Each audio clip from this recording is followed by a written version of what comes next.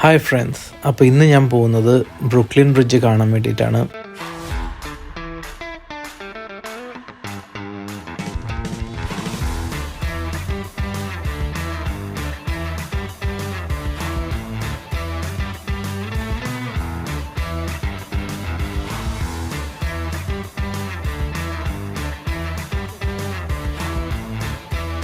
ഇത് കൺസ്ട്രക്ഷൻ ചെയ്ത സമയത്ത് 1883 one of the longest suspension bridges in the world ആയിരുന്നു.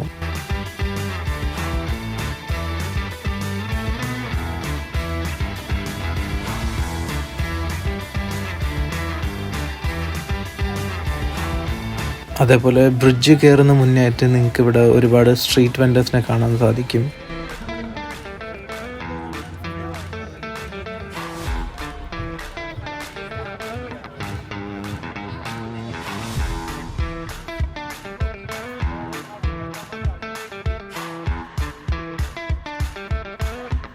ഈ ബ്രിഡ്ജിൽ കൂടെ നടക്കുമ്പം എനിക്കുണ്ടായൊരു സെൻസ് ഓഫ് ഫീലിംഗ് എന്ന് പറയുന്നത് ഹിസ്റ്ററിയുടെ ഒരു ടച്ചും അതേസമയം മോഡേൺ ഒരു അപ്പീലും കൂടെ രണ്ടും കൂടി ചേർന്ന ഒരു കോൺസെപ്റ്റ് പോലെ എനിക്കിത് ഫീൽ ചെയ്തത്. ഇവിടെ ഈ കാണുന്ന ഈ സ്കൈലൈൻ വ്യൂ ഒക്കെ ഒന്ന് എക്സ്പീരിയൻസ് ചെയ്യേണ്ടത് തന്നെയാണ് ഗൈസ്.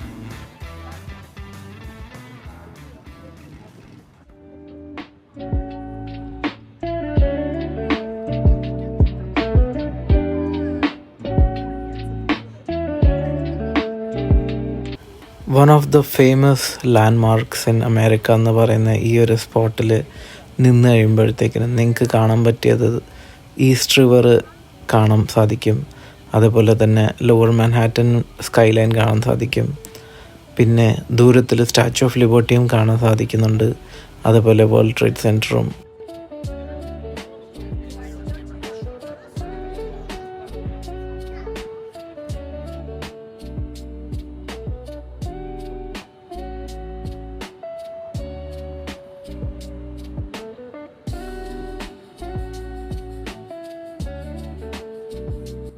ബ്രൂക്ലിൻ ബ്രിഡ്ജിൻ്റെ മെയിൻ ഒരു ഹൈലൈറ്റ് ആണ് ഈ സ്റ്റീൽ കൊണ്ടുണ്ടാക്കിയേക്കുന്ന കേബിൾസ്. മോഡേൺ എൻജിനീയറിങ്ങിൻ്റെ ഒരു പെർഫെക്റ്റ് എക്സാമ്പിൾ എന്ന് തന്നെ ഇതിന് പറയാം.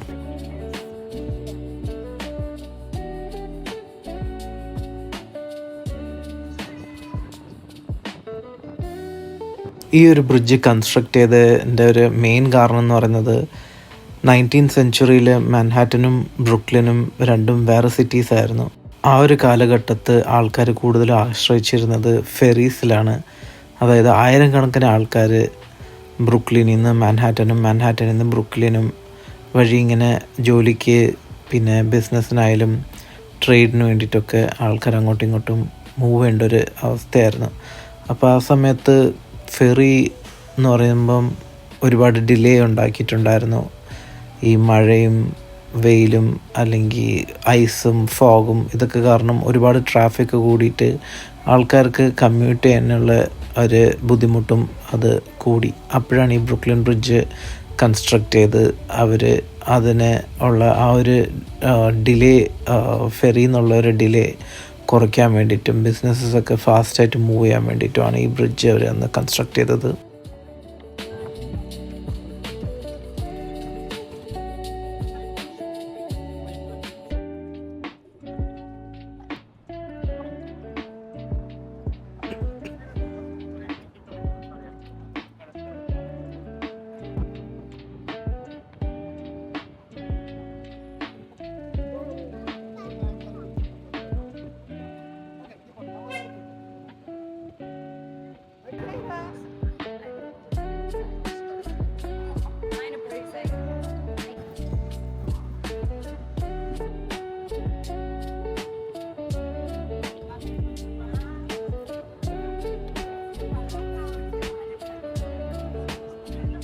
അങ്ങനെ നടന്ന് അവസാനം ഞാൻ ചിപ്പോട്ട്ലെ എന്ന് പറഞ്ഞ ഈ കടയിൽ ഞാൻ എത്തി.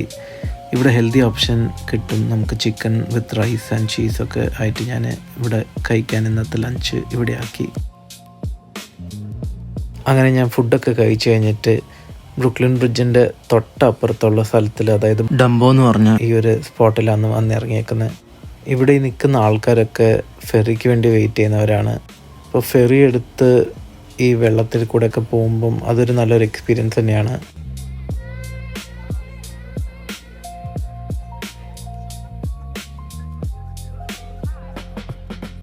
ഫെറിയിൽ കയറുന്ന മുന്നായിട്ട് 2 ലൈൻസ് ഉണ്ടായിരുന്നു. അപ്പം അത് എങ്ങോട്ടാണ് പോകുന്നതെന്ന് ആർക്കും വലിയ നിശ്ചയമില്ലായിരുന്നു. എൻ്റെ കൂടെ നിന്ന് 2 പേരുടെ അടുത്ത് ഞാൻ ചോദിച്ചപ്പം അവർക്കും അറിയത്തില്ല ഇത് എങ്ങോട്ട് പോകാനുള്ള ലൈൻസാണ് ഇവിടെ ഉള്ളതെന്ന്. അപ്പം ഞാൻ ആദ്യത്തെ ലൈനിലെന്ന് പറയുമ്പം ഒരുപാട് ആൾക്കാരുണ്ടായിരുന്നു. 2ാമത്തെ ലൈനിൽ ആൾക്കാർ കുറവായിരുന്നു. എന്നാൽ പിന്നെ 2ാമത്തെ ലൈനിൽ കയറിക്കളയാം, അപ്പോൾ പിന്നെ അധികം വെയിറ്റ് ചെയ്യേണ്ട ആവശ്യമില്ലല്ലോ എന്ന് ഓർത്തിട്ട് ഞാൻ 2ാമത്തെ ലൈനിൽ കയറി അങ്ങനെ പെട്ടെന്ന് ഫെറി എടുക്കുമായിരുന്നു. എനിക്കൊരു ഐഡിയ ഇല്ലായിരുന്നു ഞാൻ എവിടെ പോയി എത്തുന്നത്. പക്ഷെ എന്നാലും അങ്ങ് ഫെറി അങ്ങ് എടുത്തു ഈ ഒരു വെള്ളത്തിലുള്ള പോകുന്ന ആ ഒരു എക്സ്പീരിയൻസിന് വേണ്ടിയിട്ട്.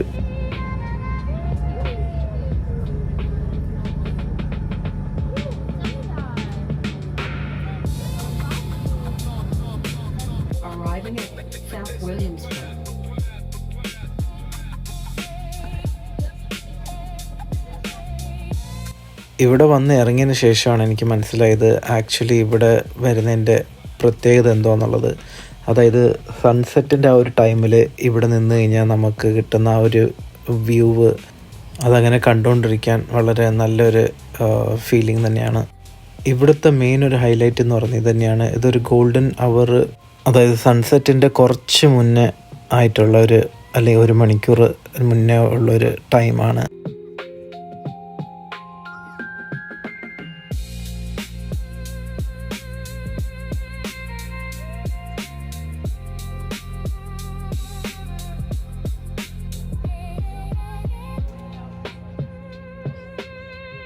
ഈ സ്പോട്ടിനെ പറ്റി കൂടുതൽ അന്വേഷിച്ചപ്പോഴാണ് ഞാൻ മനസ്സിലാക്കിയൊരു കാര്യം.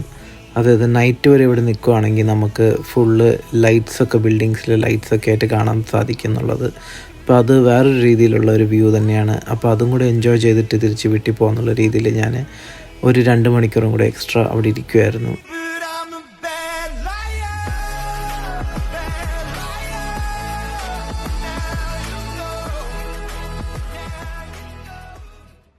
അങ്ങനെ ഇന്നത്തെ യാത്രയ്ക്ക് ശേഷം ഞാൻ ഇവിടെ ഡിംസും എന്ന് പറഞ്ഞ ഈ ഒരു ചൈനീസ് റെസ്റ്റോറൻറ്റിൽ വന്നിറങ്ങി.